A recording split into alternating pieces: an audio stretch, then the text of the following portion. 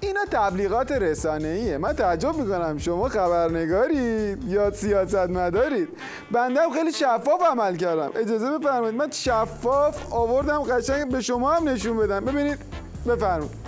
من جورابم به عنوان یکی از سلاح‌های کشتار جمعی خیلی شفاف برای هر کسی که بخواد حاضرم ارسال بکنم. ما اینو رو بندرخت انداختیم، گفتن هوای تهران آلوده شده.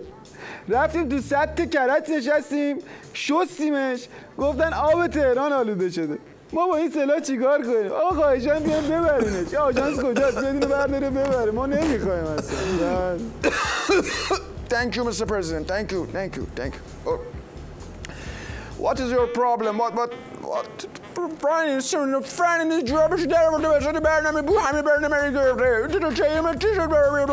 Yes, thank you very much. What is your program for your in برنامه‌تون برای سفرهای آینده چیه بابا؟